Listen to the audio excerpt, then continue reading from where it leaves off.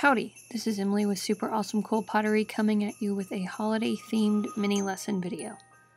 Today's lesson we are going to be talking about the use of silhouettes and how we can use it to block out a complicated scene.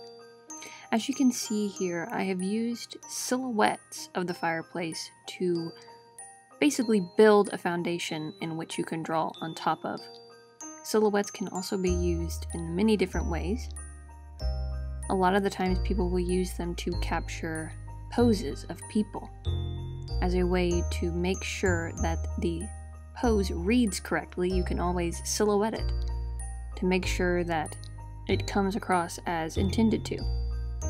The way I use silhouettes here specifically is to make it just so much easier to draw. I don't ever draw hardscape stuff. So like stuff with really straight edges, architecture, building, anything like this. Basically this entire drawing was very, very new to me.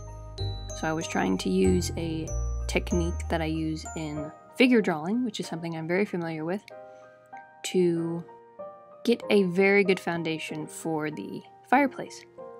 And I think it worked out very, very well.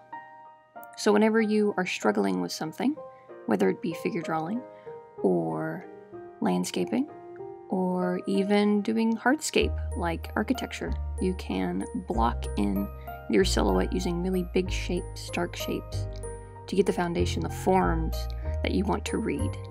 And then you just have to build on top of those forms until you get your desired effect.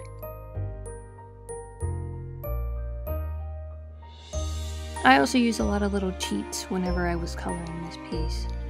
I tried to utilize the brushes and the application I used to make the objects in the room read as though they are actually there. So I used a wood texture, a rock texture, a fire texture, and a little bit of lighting techniques to really make this feel alive and warm.